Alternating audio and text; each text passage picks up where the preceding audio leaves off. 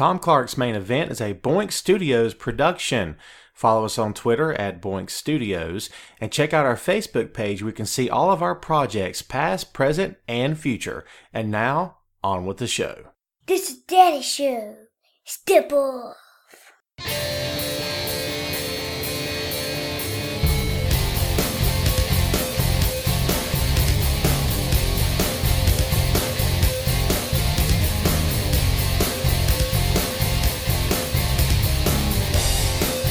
Hey, what is up? Welcome to the program, folks. Thank you for tuning in. Ladies and gentlemen, my name is Tom Clark, and you are listening to Tom Clark's Main Event. This is episode number 72 of the podcast, and if you're joining us today for the very first time, we will bid you welcome.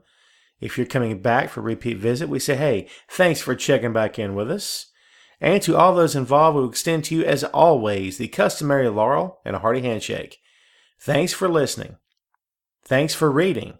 Thanks for supporting. And hey, thanks for always being there, Doc. Episode number 72, isn't that sweet? I thought so as well. This is my show, man. Welcome aboard. Glad you are with us. This is going to be a good one. At least I hope it is. Hope you'll think so. It's going to be a big one. We've got a major event to run down, unless you've been living under a rock for the past, 2 months or whatever it's been now since they started hyping the show. WrestleMania 33 on April 2nd on WWE Network has come and gone. And this time the main event is the WrestleMania Rundown. And it's an interesting show. I think the company made a huge statement by the end of this thing, oh my God, how long did it last? Like this 7-hour extravaganza, give or take. It was a long one, man. It was a lot of stuff to digest, a lot of things that maybe we knew were going to happen, some things that kind of caught us off guard, a few surprises thrown in along the way. Overall, I think the show was pretty good. I know everyone on the show gave maximum effort. So kudos to all the men and women of WWE for delivering, as they often always do.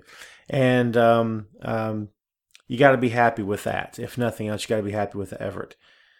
I will tell you right off the bat before we really start getting deep here that from the moment the curtain went up to the moment that the curtain went down, all over my Twitter, people were losing their minds. Now, this sounds like, silly criticism coming from the analyst. I mean, my job is to criticize, right? My job is to critique. That's what I'm paid to do. That's to sit back and, digest the information I have in front of me and give to you my analysis on what I just saw. And I editorialize and I comment and I critique, and again, that's what I do. So that's a lot of big talk coming from this guy right here. But it just seems like some people complain for the sake of complaining because they have nothing else to do with their lives. And again, from the moment that the show went on the air, from the moment the pre-show went on the air to the moment that the very end, the very pyro at the very end of the event happened, some people just were not happy.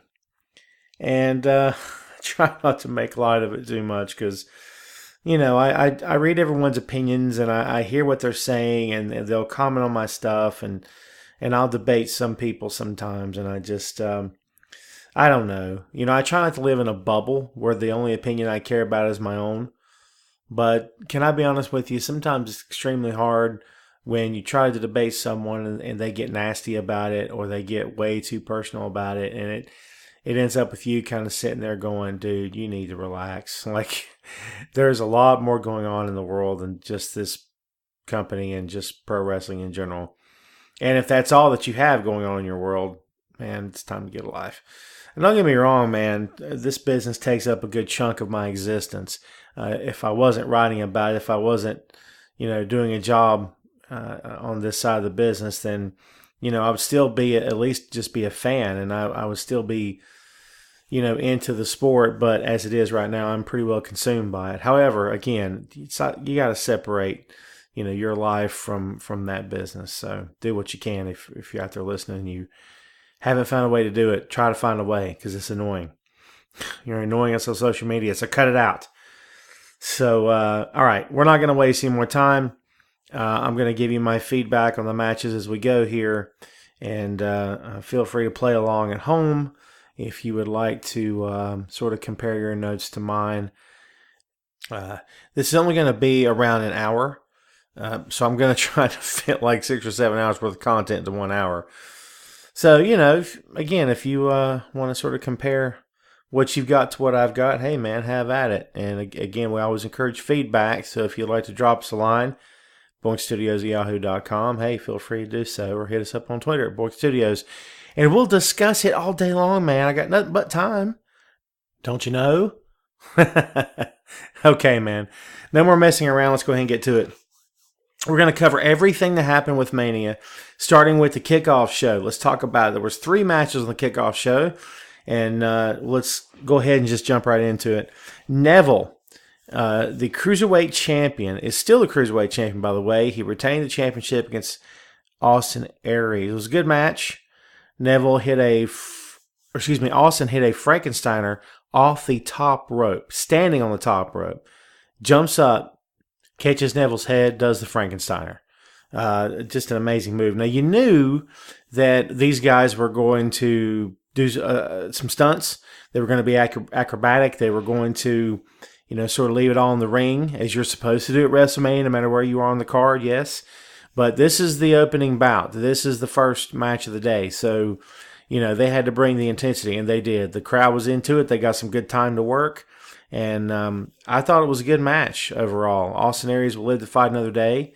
It's a fairly small division, so that championship has been passed around quite a few times. So it's going to continue to be passed around. I don't see why there's any reason why it shouldn't be. I mean, Neville's hot right now, and they're trying to build some stability with Neville as the champion, which is a good thing, because too many title changes, in my opinion, sort of devalues the championship. I think, as we've seen in the past, the women's championship on Raw has become dangerously close to being devalued at times. Not because of the women that wear it, but because of the fact that it continues to be passed around like a hot potato. So if the company wants to really add some value to that championship, they'll keep it around the waist of one guy for a while. So yes, Neville did retain the championship, and again, it was a good match. Good effort by both guys. It's Austin Aries' first WrestleMania, so well done on his part, and the match looked good, and it set the tone, and that's what you want to do for the curtain jerk. No shame in going on first, by the way. Sometimes there's like something bad connected to being the curtain jerk, to being the first match of the night. It's kind of held by some people as like a downgrade. Let me tell you something, man. The first match of the night, the curtain jerk, is just as important as the main event in a lot of regard. And the reason for that is because, again, it sets the tone. If you come out flat in the curtain jerk, then man, that whole show, I mean, it's just, there's going to be no momentum. There's going to be no intensity. The crowd's going to be sitting there like, wow, that sucked. What else you got? So just consider the curtain jerk to be the opening act. Okay, and that to me is what it's all about. If the opening act to the main event comic is good and is red hot and gets the laughs going, then you know that the main comic coming out next is going to be. I mean, the crowd's warmed up. They're ready to hear you. They're ready to see the guy, and that's what the curtain jerk guy is there for. So, kudos to them. Again, it was a good match, great effort, and well done all the way around. The Andre the Giant Memorial Battle Royale, which I think basically everyone on the planet, sort of gave this match to one of two guys, Braun Strowman or The Big Show. And, I was one of those guys that did. I was back and forth on who was going to win and all this, that, and the other. And I picked Braun very early on when I realized that WWE had nothing else for him. I continue to be amazed at how this company operates, mostly because Braun was getting pretty hot in the past couple months or so, and then he ends up going to WrestleMania with nothing to do, and I'm getting choked up about it right now. It's amazing stuff. There's some moments when it feels like that company is truly flying by the seat of its pants, not planning ahead as they should be. So yeah, I was really surprised by that. So when everyone sort of understood and figured out, okay, he's going to be in the Andre the Giant Memorial Battle Royal, well, he's going to go over, obviously. I mean, I wrote a lot of stuff, a lot of content turned in by yours truly over the past 2 weeks about WrestleMania. Probably 3 to 4 perhaps, but the past 2 for sure that I can recall. And I wrote about Strowman, had to come out looking strong, had to come out, squashing guys. He eliminated quite a few people, by the way, but not before he got eliminated himself. And Big Show went out too. Yeah, he was the second choice to win the whole thing. And once Show and Strowman are gone, it's anybody's game then, man.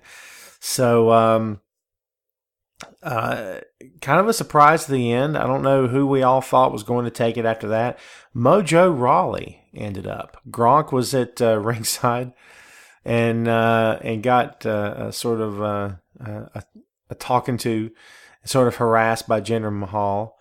So Gronk inserted himself into the ring, which took forever and a day to get him in there and to do his little, 3-point stance and all that stuff. But he and Mojo are bros, I suppose, and Mojo Rawley comes away with the win. Can I tell you something? Mojo's grown on me. And here's the difference. And, this is going to sound like one of those, holier than thou sort of Tom's on his soapbox kind of thing. But bear with me for just a second, man. I get a little tired of, because a talent is not the way you think he should be or she should be, that you immediately discount that person as if they have no value, as if they are not an asset, as if they can do nothing good for the company, as if they're just kind of wasting space. And a lot of people thought that about Mojo. Now, here's the thing. When talents come in, if they're trying to connect, this includes everyone from Sin Cara to Big Show to Kevin Owens to Chris Jericho to all the way up the line. I mean, think about the response that Daniel Bryan got when he first came in. He was the indie darling, right? But there wasn't enough people in that crowd that knew who he was, really. They heard of him, but they weren't like, oh my God, it's Daniel Bryan. Holy crap. I mean, it just didn't happen, right? So it takes time. You have to find your niche. And again, just because you're there and whatever they've got you doing is maybe not clicking, that doesn't mean that you're just to be cast aside like yesterday's news. I mean, give me a break, man. We do that too often as a fan base. We really do. And I don't know of any other fan base that does that. I don't know, like, how many times do you see NBA fans where, like, a kid playing his first time in the game out of some university somewhere, maybe just for a year or two, and he doesn't score and he turns the ball over a couple times. I mean, how many people at home watch, oh, this kid's crap. Get him out of there. It's garbage. I hate him. He's so boring. This is lousy. This is stupid. Why is he on my TV? He's so stupid. We do it all the time, right? Mojo was one of those guys. Oh, God, it's Mojo. Good God. But, the whole time no one could even imagine. No one could even sit back and give the guy a chance. And, I'm not saying he's going to be world champion one day, but he looked good during this thing, and he made the crowd pop, and he's got charisma by the truckload. Wouldn't it be great if half the talent in that locker room would go out and have that much intensity and that much enthusiasm about their character? And I understand a guy like KO can't do that. It's not who he is. I get it. I'm not saying you have to go out there and mimic Mojo Rawley. But Mojo obviously has his heart in this, and he wants this to work. I mean, it's obvious that this is what he wants. And I love that enthusiasm. I'm a fan of it. It's going to be interesting to see what happens now that Mojo has something that can be announced along with his name. It may not be a championship belt, but it could be the winner of the Andre the Giant Memorial Battle Royal, Mojo Rawley. Because you got to imagine Baron Corbin will no longer have that attached to his name, at least not anymore. He'll always be in the record books, of course, but now that title's going to belong to Mojo. So it's going to be interesting to see how they handle him from this point on. I think he's got potential. He's a big kid. And he's got there's some possibilities with this guy. I don't know how far you can take him. That's really up to the fans. And unfortunately, it always used to be I say fortunately, it used to always be up to the fans, but unfortunately, it's not so much anymore because WWE has really gotten it by a stranglehold on how the process works. When back in the day, the crowd were the ones that decided Steve Austin was the next big guy. It wasn't WWE. It was the fans. And now it feels like such a process. And it really didn't feel that way till John Cena, if I can be honest. It didn't really feel that way till John Cena, whereas WWE's assembly line that had closed since the 80s that produced Hogan and Savage and Jake and Orndorff. And a lot of those guys, I say it with all due respect, but I'm saying it just felt like it was, okay, here's this crew of faces and these guys, and they all fit right into the WWE system, and it's the WWE assembly line where they're rolling off one silly gimmick after another. But the assembly line shut down for the Attitude Era, right? Because the guys were told, here's the mic, go out and say these two things, then wing the rest of it. And you're like, holy cow, all right, cool. So that's what guys want. And, for any wrestler out there who's like, well, I need notes, I can't, work off the cuff, then I got to seriously question how much are you really cut out for this? I'm not saying everyone can be Dusty Rhodes, but for crying out loud, get out there and sell your match. Sell yourself to the people. If you don't sell yourself, if you don't believe in yourself, then how are they going to believe in you, right? It's the same old story. It's always been the fact, hasn't it? Always been that way. So, again, I think that the kid has potential, and I think that he sells himself pretty well, and I think he believes in what he's saying. And there could be every possibility in the world now that everyone else will believe also. So, going to be interesting to see what happens. I'm looking forward to it. I'm looking forward to what's going to happen. Talk about enthusiasm from one extreme to another. Dean Ambrose was put on the kickoff show. There's some rumors going around. I'm not going to get into that. You can go look at the dirt sheets and get any information that you want. But Dean retains the Intercontinental Championship against Baron Corbin, which I don't think anyone saw that coming. Baron was and is being elevated pretty high up beyond his station the past couple months, and I think we all thought the same thing, that he was heading toward WrestleMania to win his first championship belt. And I'm a bit surprised. I'm very surprised, actually, he didn't pin Ambrose. But back to the enthusiasm thing, Dean's a different cat. He's a different breed. That's not to say it's worse. It's not to say he's bad. But it's not the same thing that you'd see with other guys who a little bit more amped up, a little bit more into the moment.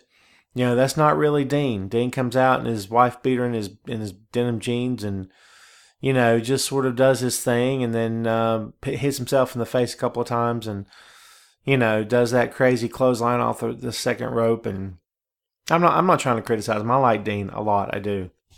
I'm just saying it seems like Dean's in a routine. And, nothing wrong with that to a certain extent. But when the routine sort of takes over everything you are and controls your every movement, every minute of every match that you're in, I start to really sit back and seriously question, shouldn't you maybe be doing something else? That's sort of where I'm coming down from on that. But he did retain the Intercontinental Championship against Baron Corbin, which, again, was very shocking to me. I just didn't see that coming. I thought Baron was going to walk away with the gold. Not the end of the world. It didn't kill the kid or anything. He and Dean could always come back to the feud later if they wanted to. There's a new WWE champion on Tuesday night, so Corbin has the possibility of facing him now. But we'll get to that in a bit. A little bit of foreshadowing. Spoiler alert. In case you didn't know, now you know. So there's your pre-show, man. 3 matches, and one match that was supposed to be on that pre-show made it to the final card.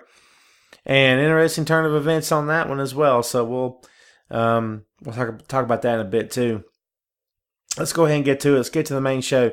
First match out the gate: Shane McMahon versus AJ Styles. That sounded country, didn't it? AJ Styles. Jeez Louise. Where'd that come from? Holy cow. No fun, man. No fun. So you got McMahon versus Styles. Not a bad match. Shane gave all he could. It was a bit rough in spots. There were moments where, they would do the Irish whip, or Shane would grab AJ to slam him down, and there's a couple of different points that looked really awkward. And I'm kind of holding my breath going, ooh, oy. Just hoping he doesn't drop him or something. And, they've run through this match probably for 2 months or better, I would say. I mean, that's just a guess, but run through this match considerable amount of times anyway, to where both guys feel comfortable with it. And, there's just moments, again, where it just feels like, I'm not saying Shane wasn't ready, but there was just moments where it It felt awkward. Again, there's no way else I can say it. The match just kind of felt awkward. And maybe that's because he's not a full-time wrestler. He doesn't know how to carry himself in the ring in terms of, what do you do between the spots? That's a pro wrestler's biggest challenge, in my opinion, is what do you do between the spots? What do you do to keep yourself moving? How do you walk through the ring? How do you walk around? How do you look at fans? Do you look at fans? What kind of sounds do you make? How do you hold your hands as you're walking? Are arms down by your side, or are they out in front of you or out to your sides? How do you walk? What are all the little things, all the little subtle intricacies that you add into the moves of your match? I mean, that's all a very curious thing, man. I mean, every guy has his own speed. Every guy has his own way of doing it. Every guy does his own thing. And it just depends on who you are, what you like to do, and what you want to do. But, again, Shane doesn't have that body language. He never has. And he never will. And so that, I think, is why he kind of sticks out. If you didn't know, if you were turning the channel, how about this? If you were turning the channel and you didn't know who Shane McMahon was, you would guess he's not a pro wrestler. Because he just doesn't move the way pro wrestlers would move, if that makes sense, right? But that's one of the reasons I think why his stuff always feels so awkward. But again, this match got a lot more praise on Twitter and on social media than I thought it would. I think from the people who were giving it positive comments, most of the positive comments said, well, I didn't expect much out of that match, but man, that was great. So Shane did what he can do. And he did as much as he could do, and there was not much more he could do. He did his big stunt off the top rope onto the announcer's table. I mean, he tried the move, the shooting star press off the top rope, and it missed, of course, but it looked good. Looked a little crooked, but he nailed it. And that's what Shane does. He goes in there. He does that little flurry of punches that sometimes they connect, sometimes they don't.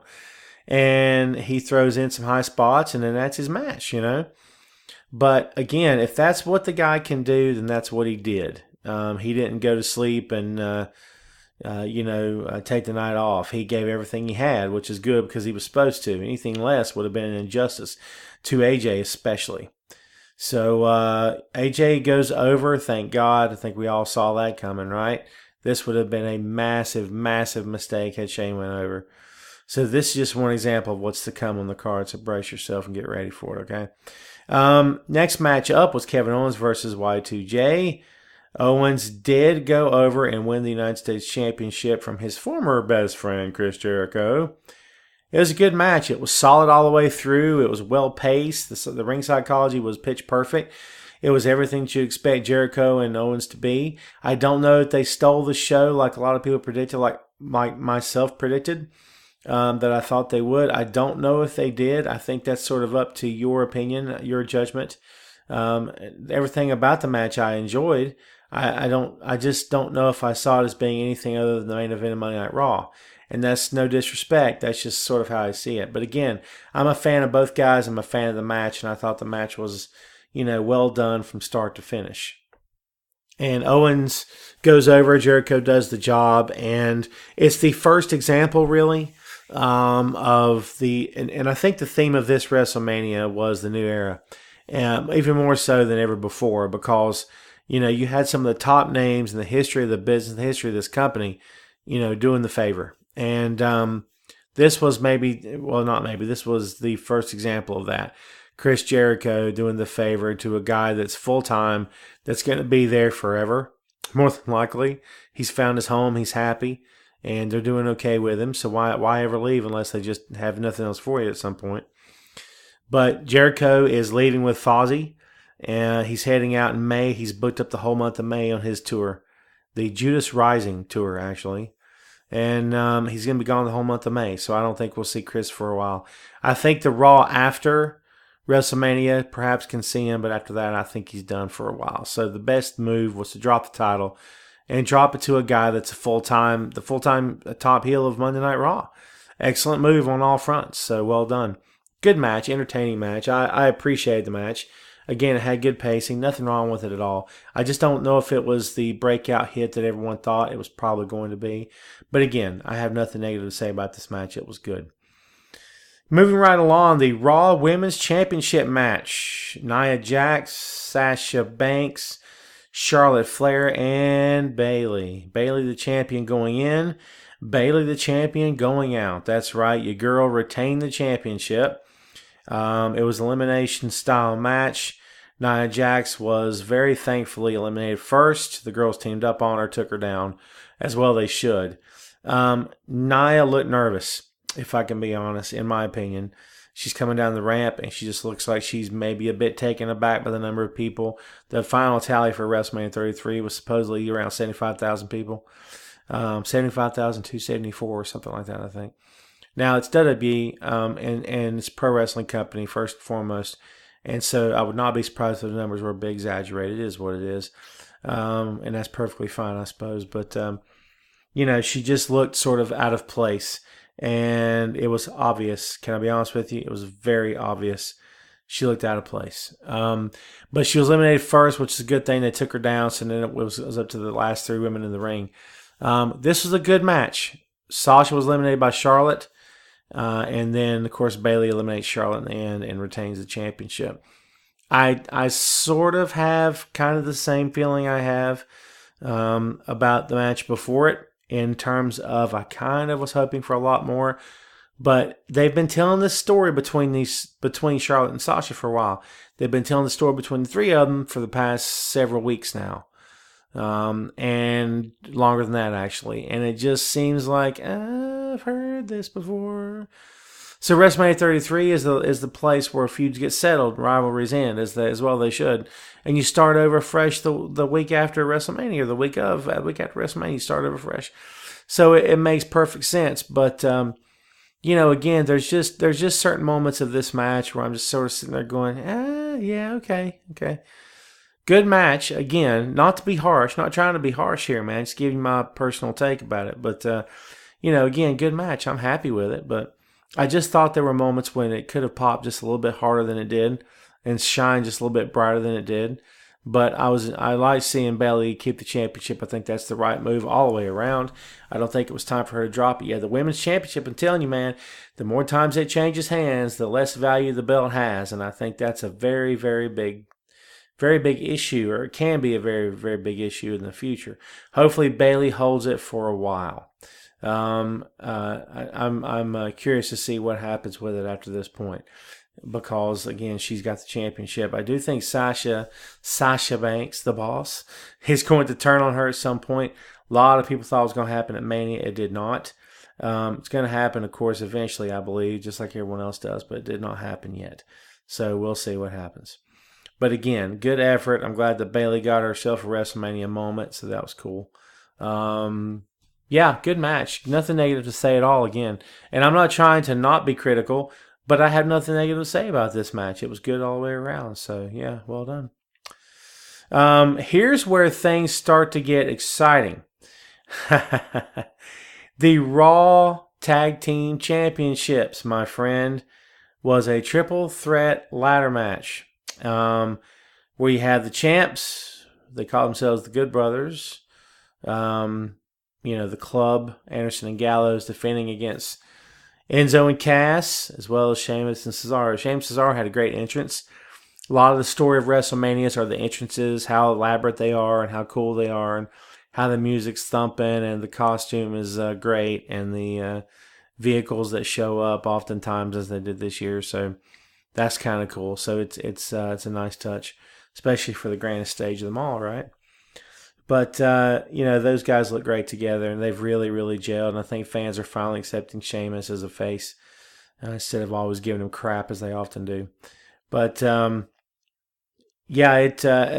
was the triple threat ladder match, which was and it would have been good enough. But New Day comes out on the ramp, and the New Day are the hosts, by the way, of WrestleMania 33, in case you didn't know that. They did come out at the beginning of the event and introduce everything. So they come out again, and this time they've taken off some of their gear. They're down to just their basic wrestling gear, no coats, no horns, anything like that. So they said that they just received word that this match was not going to be a fatal four-way tag team ladder match for the championships, and there was another team being added to the mix. And guess who it was? If you guessed delete, then you're right. Matt and Jeff, Brother Nero, and Broken Matt Hardy.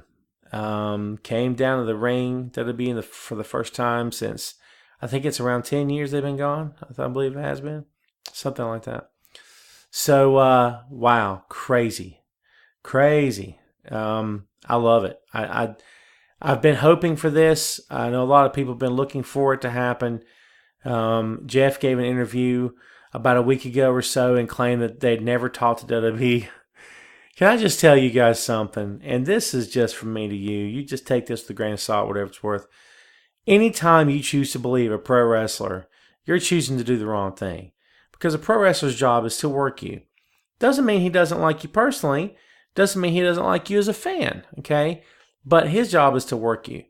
So if this conversation had been going on for 4 weeks or better, and both guys were told you keep your mouth shut, just keep this under your hat until it's time, you better believe they're going to keep it to themselves. They're pros. They both are. Regardless of what anybody said about them at any time at all, Matt and Jeff Hardy are definitely pros, okay? So they know how to handle themselves. They know what to do, when to do it. They know how to do it and how to be there and all that good stuff. And, I believe they've probably been talking about this for a good while. But I want you to wrap your head around this. In the span of several weeks, I'm talking weeks, not months and years. I'm talking about weeks.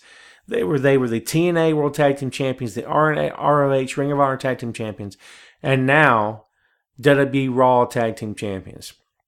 I mean, dude, what? I mean, that's major. Could not be happier for these guys. I hope WWE does right by them. Matt was in the broken character. Jeff was not Brother Nero. He did not have the contacts and the gear and everything. They were in Hardy Boys gear, but Matt Hardy was definitely in the broken character, so you could tell, and that was very cool.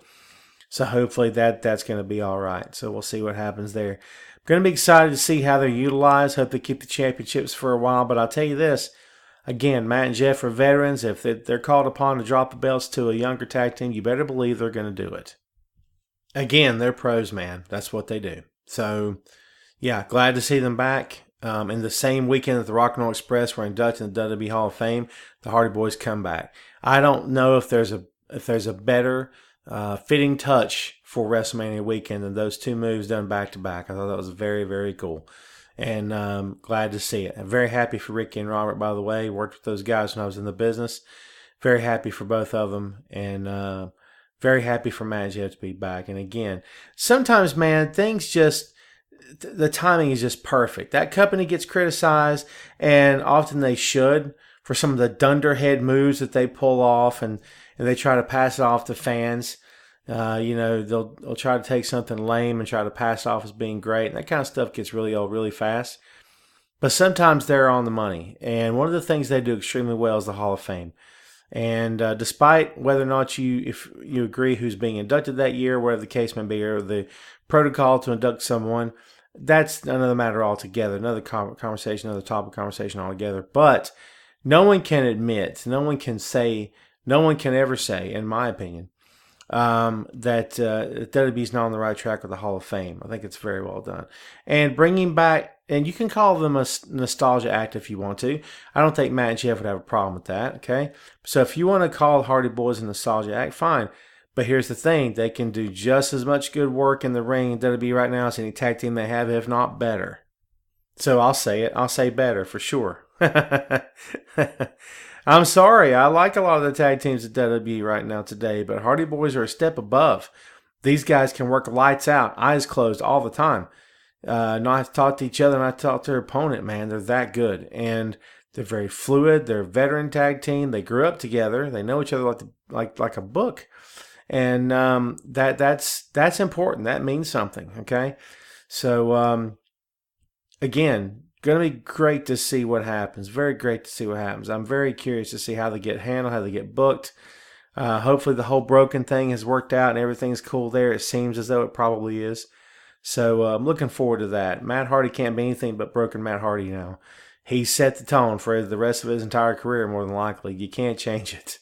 It'd be a mistake to change it. He's found a character that can live forever.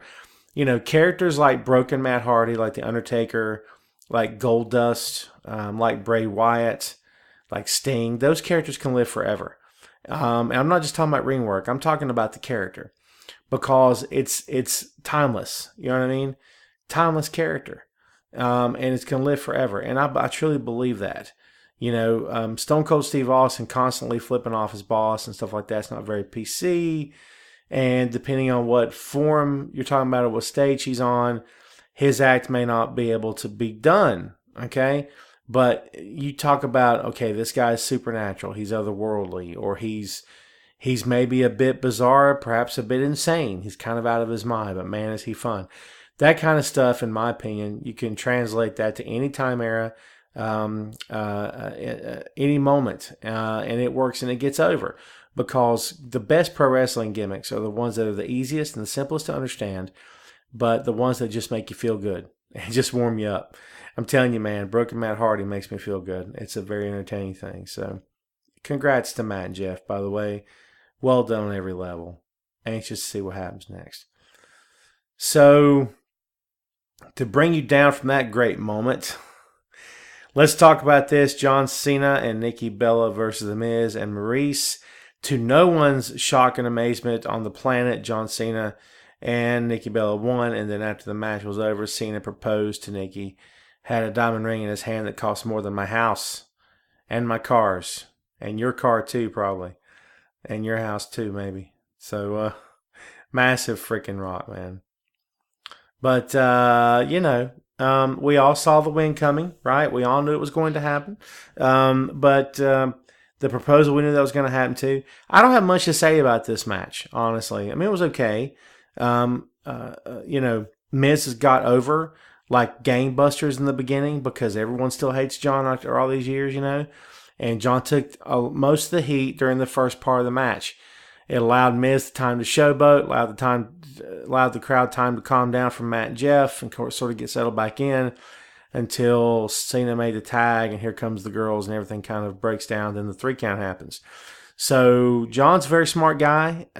He always has been, and he knew that the crowd was going to be all over him. So he's like, "Let me lay back, you and take the heat, and let's let you run with it." Miz played up to the crowd. He showed off, sort of like a kid on the playground who's beating up the new kid.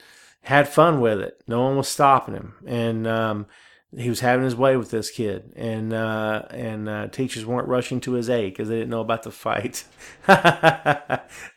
They turned a blind eye to it, maybe. Maybe the kid he was beating up was kind of a jerk. But, hey, man, that's something deep meaning there behind that. You could figure it out yourself. I don't know. But Miz got the opportunity to kind of show off and do his thing. That was fun. But I don't know where you go from here. After you talk all this smack and recall those promos and all the phony Total Diva stuff, only to go out and lose. A lot of Cena's words about Miz are going to end up being very prophetic because a lot of them are not true because Miz is obviously working his butt off to get to where he wants to be. So that part of it is complete garbage. But a lot of what John says rings true because John is allowed to cut the kind of promos to make his opponent look like they're a foot tall. Which, in my opinion, that's a heel promo, right? I always thought that John Cena cuts heel promos and not babyface promos. I've always believed that from day one. And I still believe that. And I believe that. And I believe that now. And that's what he did to Miz for the past couple months. That's essentially what they did in this match at WrestleMania 33. But I don't have a whole lot more to say about it, except to say this. We were talking earlier about the new era versus the former Attitude Era, Ruthless Aggression Era. And that's sort of fading away and giving way to the new era. If you need any more proof that company is moving forward, all you need to do is just look at John Cena's situation right now. Because Cena is definitely sliding sideways to give other guys opportunities to move up, as we all knew at some point he would have to do. I didn't say we knew he would do it. I said, we felt he had to in order for that company to exist in another 10, 15, 20, 30 years. Because you have to continue evolving. If there's any company in the wrestling business that knows about evolution, it's WWE. That's how you stay in business. How they beat WCW during the Monday Night War. WCW kept getting older. WWE kept getting younger. And the results of that may not have been, visible at the very moment they did it. And it may have been something that a lot of us were shaking our hands at saying, God, I don't know who these guys are. Is this company crazy? But WWE had the wherewithal to look into the future and look past today and say, we got to create new stars so there's a company to actually hand it to. Well done on every level. It was great thinking on that one. So yeah, John's sliding out. and he won't ever leave, I don't think, for good. But there's going to be a time when you rarely ever see John Cena on TV. He's going to become like Undertaker. So a lot of you are going to be pretty happy about that, aren't you? I'm not saying, I'm just saying. So let's get on to another example of New Era versus the veteran leadership as Seth Rollins versus Triple H in an unsanctioned match. It essentially was a lights out bunkhouse match without the cowboy hat and boots. That's kind of what it was. And the blood, by the way. But the game, this probably had maybe the best storyline going into WrestleMania 33. The whole story about revenge and redemption on the game's part. On Rollins' part to get back at the man that became his mentor. And you know, my point of this whole story was that Seth Rollins had sold his soul to the devil and then decided he wanted it back. And that's where things start to get sticky. Well, had the best story, in my opinion, going into Mania. It was a good match. It was slow going, starting off, but it picked up with Hunter working Seth's leg as we all knew he would. Stephanie accidentally goes through the table, and yes, Stephanie was there because Stephanie's always there. She's like, Bob, and what about Bob? He gone? He's never gone. He opens the door, and there she is, still standing there waiting on him. Is this some kind of radical treatment? That's her, man. She's always around. She's like a bad penny. She always turns up. But match was good. It did what it needed to do for Seth. No Samoa Joe in the card tonight. He did not show up to help Hunter in any way, which I was kind of surprised that didn't happen. But Seth wins. He needed the win, absolutely. He's the New Era. And again, you had some veterans doing the honors tonight, which may have been easier for some than others. I don't know. But Hunter's one of the legends that went down. So that was interesting to see. Hunter's not going down, of course. He's still there. He's still the boss. But his character on TV, anyway, just took a major hit.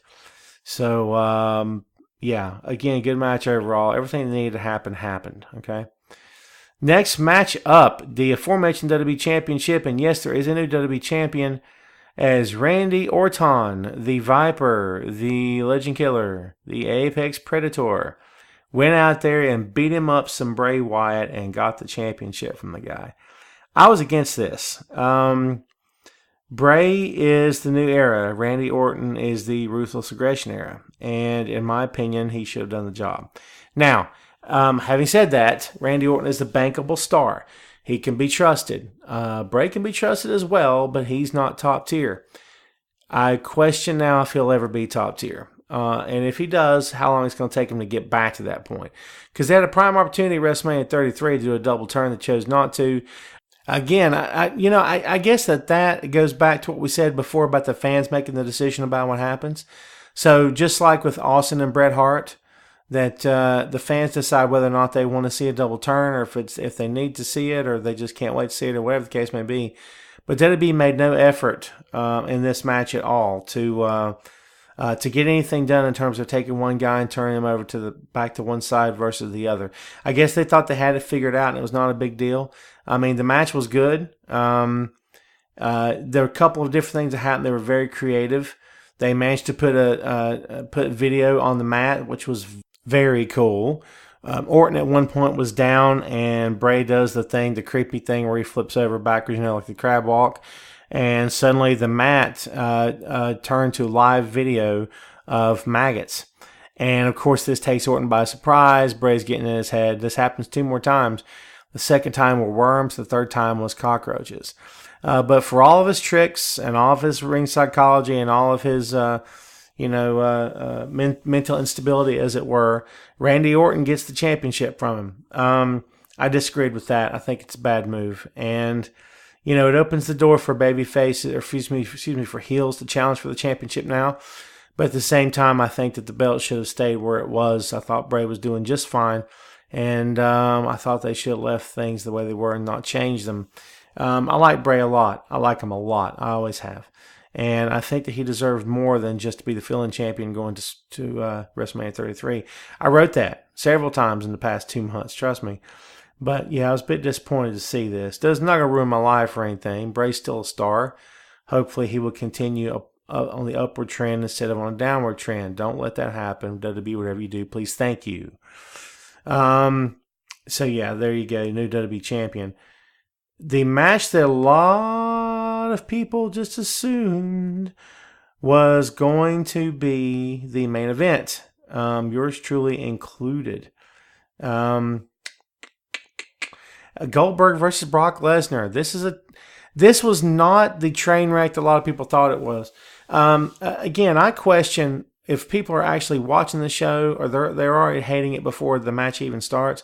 Because there's a couple people on my Twitter feed saying things like, this is worse than WrestleMania 20. God, shut up. Shut up, okay? Because every one of you out there that's saying that are just dead wrong. Or you've never seen WrestleMania 20. Or you have been touched in the head by the Lord and you have no clue where you're at right now, okay? This was nowhere near WrestleMania 20, okay? This was a short match because it needed to be. It was high impact with very little wrestling because that's what it needed to be. Goldberg versus Lesnar for the Universal Championship. Heyman is so over. And in my opinion, Heyman constantly introducing Lesnar in the middle of the ring destroys it because they were already kind of booing Goldberg. And the minute that Heyman stands there with that mic and starts introducing Brock, the crowd turns on Goldberg fully. And they're cheering Brock and saying Brock's name along with Paul and all this other stuff. And it's too much. And I love Paul. I love everything about Paul. But at the same time, in my opinion, the company should cut back on that. I'm not saying he shouldn't talk because he's one of the best talkers in the business. He's the best talker in that company by far. But at the same time, again, there's time and place for things. And when you're getting ready to face a guy who's starting to lose the crowd response, crowd support as it were, then you need to do the right thing by him. And I think that should have been Paul Heyman not announcing him at WrestleMania 33. Just my take. This match was so easy to cover in my notes here that I just wrote down when I watched the event. It's pretty easy to follow. So the match starts off with 3 German suplexes, of course, because that's what Brock does now. 3 Germans, and Goldberg got up immediately after the third one to do a surprise spear. The camera angle was perfect because you didn't see it coming. But so 3 Germans lead to 2 spears in the ring, and then Goldberg gets Brock outside the ring, runs and spears him through the guardrail, through the wall. So that's 3 spears in a row. So he followed 3 Germans, followed by 3 spears, and then gets him back in the ring. Goldberg spears him again. Jackhammer, Brock Lesnar kicks out. Now that right there should have told you that Brock was winning the match, okay? Because he kicked out of the jackhammer, which never happens ever. So Brock's back in the corner. Goldberg tries another spear. This time Brock leapfrogs over him. And this time he hits 7 Germans in a row. Fans cheering for Brock, not Goldberg anymore because they've killed it. This company's killed it. Lesnar hits the F5. There's a win for Lesnar. Goldberg goes down. And the camera pans up, and you just see the referee outside of the ring trying to help him back up and stuff. Disappointed in this. I think that they did what they could do in terms of what they can do together. I still would like to have seen an actual wrestling match. Goldberg has said as recently as just last week that it's not that he can't go, but this is not what they're wanting him to do. They want him to get in there and do the high-impact stuff. There's other guys in the card that can deliver the wrestling, the actual chain wrestling, mat wrestling, everything. But he's not one of them. He doesn't. That's not what they want him for. It's not what they want Brock for. Not anymore, anyway. So take that with a grain of salt. But I'm not happy with this at all. I think WWE dropped the ball by giving Goldberg the Universal Championship the way they gave it to him. They should have had Kevin try to screw Goldberg out of the match, and Goldberg gets back up, hits the spear, jackhammer, beats him. But that's not what they did. They sort of made it feel like Goldberg showed up just to hit him with his quick finishers and get done and get out of there and go home, which I don't think, well, it's not that I don't think, I know it didn't do him any favors at all with the WWE faithful. They booed him the next night on Raw. It's what they do. So, yeah, Goldberg is not done. I don't know if he will be on TV in the immediate future, like straight away after WrestleMania. I couldn't answer that. But I would not be surprised if he was, because I know that WWE is not done with him, and he's not done with WWE. They've invested time and money into him, and he's, I don't know if he's popping ratings, but man, he pops the crowds. He was anyway, so I think he'll be back, and keep your eyes open for him, because hopefully he'll do something that ends on a little bit better note for him the next time out. He's willing to do business, that's for sure. Let's move on. We've got 2 left, man. That's it. Isn't that something? SmackDown Women's Championship.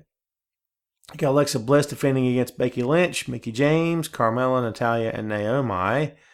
I love saying her name like that. Naomi had a great little entrance. She was the crowd was a bit deflated for this match. Good pop from Naomi. She's the new champ. So she did wrestle the championship away, and the match was not that long. It didn't need to be. This was just a buffer match between Goldberg and Lesnar and Taker versus Reigns, which is big. Let me hit you with a few notes here before we get to the main event because I got some stuff fresh in my mind here. The best match of the night to this point, actually, in my opinion, the best match of the night was the Raw Tag Team Championship match. Best match of the night, in my opinion. Had more adrenaline, had more intensity, had more high spots, had more fun moments than the other match on the card. So that was very fun to watch. Hardy Boys return, everything, one of the highlights of the night. Triple H had his massive entrance as he always does. This time he was on a bike, on a motorcycle, like a three-wheeler. And Stephanie, of course, was there because she's always there. She was on the back of the bike, and they had a patrol of cops on motorcycles like Chips or something. Maybe it's to promote the movie. WWE does do the cross promotion stuff all the time, man. Maybe that's what it is. Who knows? But they had the sirens blaring, and Triple H followed him down the ramp and had this cute little leather jacket on and stuff. And then Seth comes out with an Olympic torch and sets it on the ramp, and the entire ramp lights up in flames all the way down the ring as if he's going to set the ring on fire. I thought flames should have come up from the ring post like Kane. That would have been a nice touch. But WWE always goes over the top with the costuming and the entrances and stuff like that. And they should. It's WrestleMania. I'm okay with it. But yeah, so that's a couple of things that are really sticking out to me right now. Again, it's I thought they did what they could do in a lot of spots. They made the best of the time that they had. And this was no perfect card by any means. There was a lot of challenges on this card. And not a perfect WrestleMania by any stretch of the imagination. But it's also not the worst WrestleMania in the history of the company, as a lot of people are going to tell you in the next coming weeks. A lot of people need to get up, grow up, get over themselves, and get on with their lives. If you hate it that much, stop watching. Jeez. But Sheamus and Cesaro looked good in that match. Everybody in that tag team match contributed and made it look good. So Rollins and Triple H had a good match. They really did. And it may not be an instant classic, but again, it accomplished everything Seth wanted to accomplish. Orton versus Bray was a good match. The crowd responded all right, I suppose. There are moments during the show when the crowd kind of sounded flat, unfortunately. And that was one match when they sounded flat. Goldberg versus Lesnar, the crowd was, popping for Brock again, as we said before. But Goldberg got some of the cheers back in different spots of the match. So it wasn't all terrible for him. But there wasn't a whole lot of interesting entrances after that, except for Orton versus Wyatt. That Orton, there was like a gigantic snake on the ramp that Orton was walking with as he came down. And Orton actually had to stop a couple of times, wait for the snake to catch up with him, which was kind of weird. So again, they do some cool entrances, and they did some cool ones this year as well. So, all right, man, we got one more. Let's hit this and quit. Let's hit it and quit it. Let's hit it and be done. Can I hit it and be done? Can I hit the thing? Can I get to the thing, really?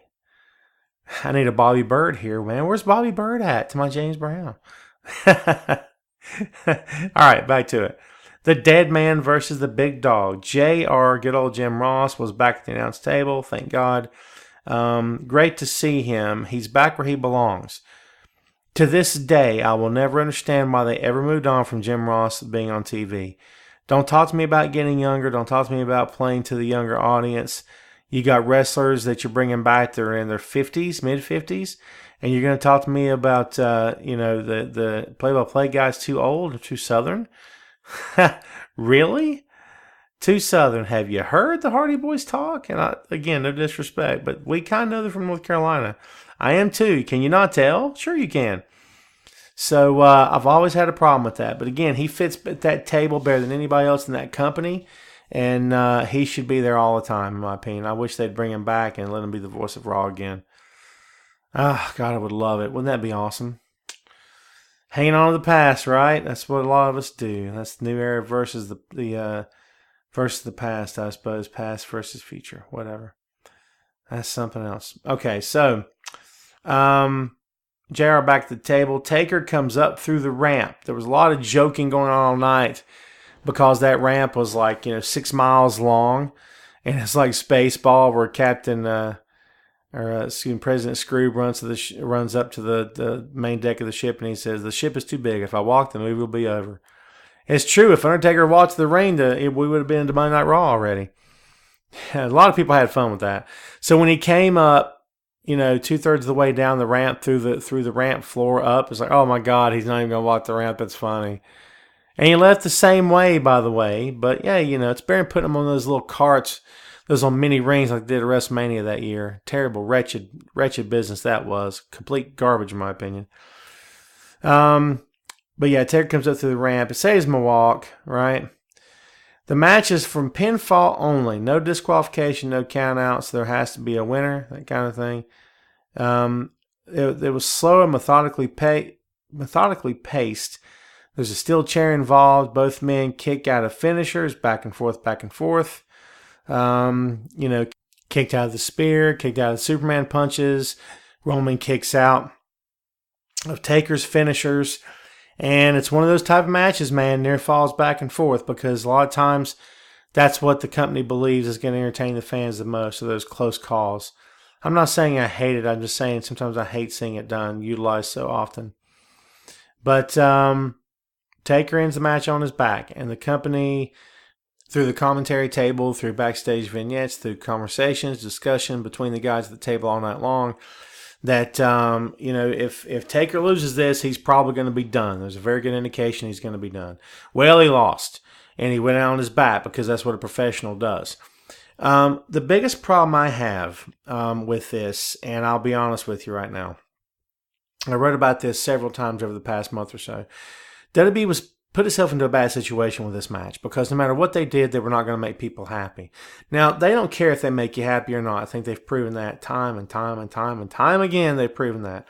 But you can't serve two masters. If you want to do what's best for business, sometimes you upset fans. Now, having said that, the arrogance of this company is appalling.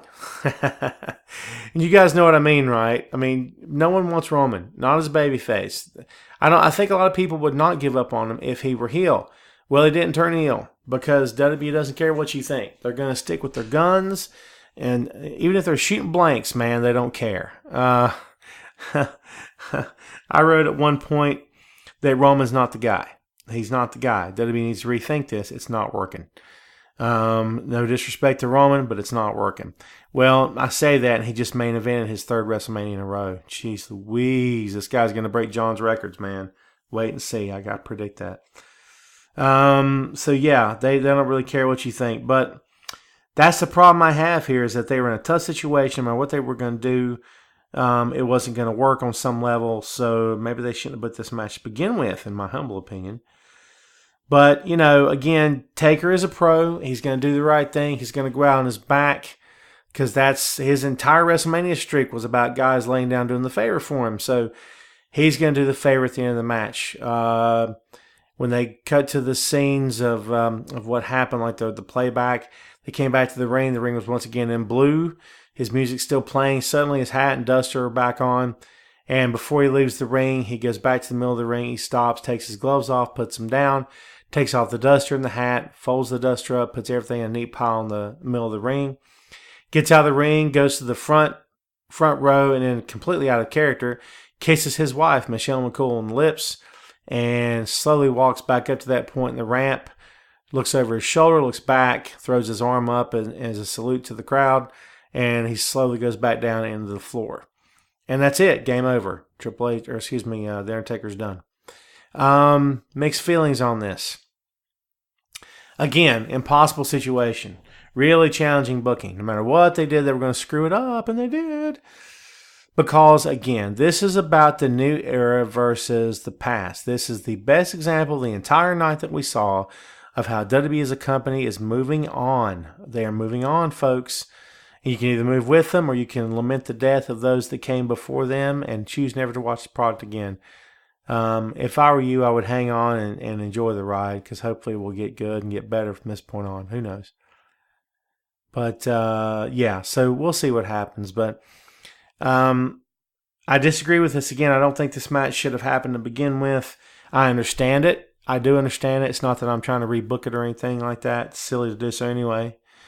But even though I understood it, I will also tell you for sure that, Roman beating Taker, in my opinion, will not help him in the long run unless he turns heel. And I think that guy's career as a babyface has been sabotaged from day one. From the moment that they put Daniel Bryan in front of him and Roman kind of stepped around Daniel to get to the top, that didn't help anything. And I think he's been going downhill in terms of fan reaction ever since. They can put him on whatever card they want to put him on, in whatever position they want to put him on the card. But however, at the same time, you have to be smart about it. And it's never going to work unless he has a character change, unless he does something different. Remember how you say this about John all the time and now we don't care?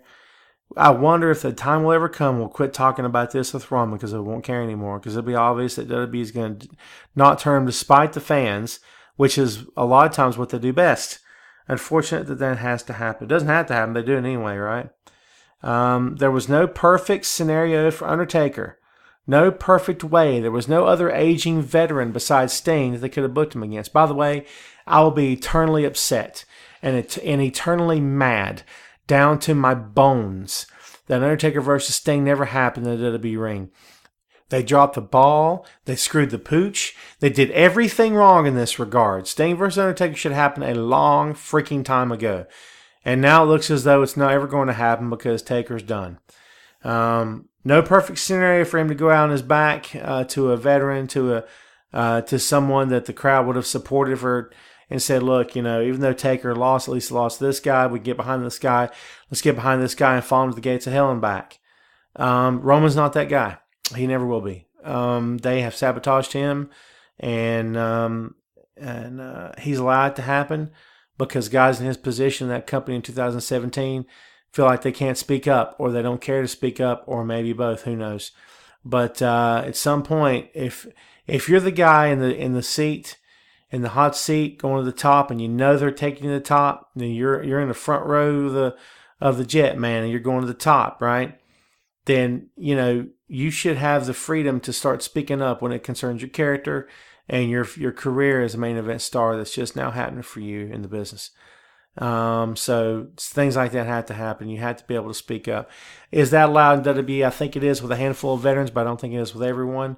But along the way, I can't believe no one ever said, including Roman, to his boss, listen, I can't do Roman's voice. Listen, you guys are killing me. I got to turn heel. But no one cared. No one cared. So there was no pitch perfect end for Undertaker. And now Roman has the distinction of taking this guy out. Now Brock can look at the crowd and say, hey, all I did was take the streak. I didn't end his career. That's something Roman freaking did to you. Hate Roman more than you hate me, fools. And they will, for sure. It's been happening like that for a year or 2 or 3 now, man. So it's been crazy. This pay-per-view, this event, is the true dawn of the new era.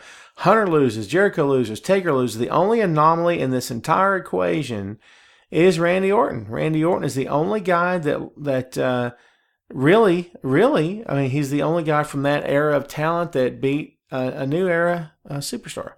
And I don't know why. Again, I disagree with that one, but let me just tell you, I typically don't give grades to pay-per-views, but I'll give this one B-. I thought there were spots that could have been a lot better. However, I think that they did the best they could with what they had, depending on what talent you're talking about, what the scenario was. I really think they did. So it is what it is. There were some fun moments. The Hardy Boys, man. Broken Matt Hardy is on WWE television now. There were fans in the crowd shaking their heads, smiling, saying, oh my God, I can't believe this. You know what? That's what it is to be a wrestling fan, when you get what you want. Now, There's probably going to be a column about this at some point from yours truly, maybe even a whole podcast, why WWE refuses to give fans what they want. And I think a lot of us have always attributed it to, well, WWE thinks we can't book because we're not bookers and we're not agents and we're not in the business or whatever. Some of us have been, and not all of us have been. But that's why, because if we were ever given the show to book, we'd screw it up. Well, let me just tell you this right now. I don't even know if that's an issue anymore. I think the issue is that they just don't care. They've got their plans, and they don't care how you feel about them. And if you start booing a guy that's supposed to be cheered, they're just going to leave him where he is, not do anything with him.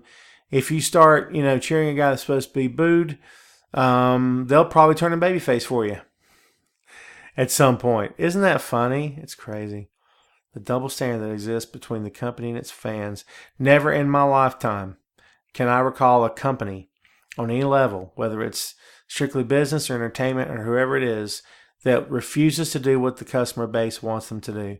That continues to give the customers what they want to produce instead of what the customers want to eat, use, drink, whatever it is. It's amazing to me. I'll never understand it. I think WWE could draw a lot more fans and get a lot more trust built up between them and their fan base if they would just do what the fans want them to do. Broken Matt Hardy and Brother Nero are a nice touch. They're a good opening step, first step, opening the door. But there's a lot more that can be done after that. And I don't know if it will ever happen. But again, if I had to title this pay-per-view, it'd be WrestleMania 33, the dawn of the new era, because that's what it is. I think a lot of this pay-per-view will be remembered for years to come because the new era is going to be live and in full effect. So yeah. Again, B-. And I don't know, how do you feel? Because there's a lot of hate going on right now for it. It's probably only going to intensify. I encourage you guys to give it a week or so, maybe even a month before you go back and watch it again. I mean, right now as we speak, I'm watching it again, and I'm probably going to watch it several more times before the week is over, to be honest with you, because that's what I do. But recently, last week, I watched WrestleMania 32 again. The match between Brock Lesnar and Dean Ambrose, not as bad as you remember. Go back and give it another chance, and just clear your mind and just watch it. Not as bad as you remember, trust me. I was surprised at how, I don't know if I say how good it was, but how not bad it was. That gets me out cheap, right? So, yeah, I encourage you a little bit of time pass before you go back and then watch this event again and tell me how you feel. Because I think a lot of times time is can be an enemy or can be a great help to us. So we'll see. That's it for me, man. That's the show. Going to be cool, interesting, and fun to see what happens next. We're going to go ahead and tell you a little bit about who we are, what we do, and where we come from, and all that good stuff. This has been Tom Clark's Main Event, episode number 72. We have two other podcasts under the Boink Studios banner. One is Tom and Kyle's Comedy Action Hour. Episodes 9 and 10 are now up and ready for consumption. Good funny stuff, got current topics of the day. It's all comic book related material, movies, TV, pro wrestling involved also. That's what we do here at the Boink Studios, man. That's our jam. Hope you enjoy it. We're happy with those two episodes. They are in the can. Please go check them out. iTunes, Google Play, Amazon Android, easy for me to say, and Windows Phone. The third podcast in our trilogy, in our trinity of podcasts, is Tom Clark's 30-Minute Fun Show, which features myself and my 8-year-old son, Wesley. It's a blast. Hope you like it. A lot of good, clean humor for you. If you got kids, you want them to hear a podcast with you in the car as you're going to work or wherever it is you're going, pop in the 30-Minute Fun Show, man. It's just a dad and his kid just joking and having fun. That's all it is. So check that out as well. Go check out the Boink Studios website. We think you'll like that too. Tom Clark, I think it's Tom Clark be our Wix site. /Boink. Forgive me for the address. The address, actually, the link is on our Facebook page at Boink Studios and our Twitter page at Boink Studios. We're going to buy the domain name. We just haven't got around to it yet, but it's coming soon. So it'll be boinkstudios.com. We do decide to pull the trigger on that. But you can find links to our work, to my work especially, on the Boink Studios website. Just go to our Facebook page. You can get all the latest there as well. I contribute for Bleacher Report. Been a feature columnist for them for 7 years now, going strong. Love it. It's a blast and really enjoy my job there. I also contribute for Sportskeeda as well as the highly esteemed Camel Clutch blog. And you can find original material on the Boink website. So there you have it, man. That's the show. Hope you liked WrestleMania. Hope you're not one of those haters that just gave it grief the entire way through. Find something positive in your life, man. Go out and catch your local wrestling companies as soon as you can. Support your local wrestling. Be sure it's good, a fun show to watch. Be sure that they're trying to put forth a good effort. Be sure they got gear on, man. No tennis shoes and denim jeans. This ain't WWE here, man. They need to look the part, you know what I'm saying? Anybody could throw in any kind of clothes and call themselves a pro wrestler. But it's their dedication to their craft that will shine through. If they care enough about what they're doing, then they will care enough to be in the right ring gear to do it in to begin with. That's my take. So go check it out. Support your local pro wrestler. Support your local pro wrestling writer and podcaster. That's me, dude. So continue to support the podcast. Download, subscribe. Continue to read my stuff. Again, if you want to give us any feedback, please feel free to hit us. boinkstudios@yahoo.com. That's it for us, man. Thanks again for listening. Thanks for tuning in. And we will see you next time on Tom Clark's Main Event.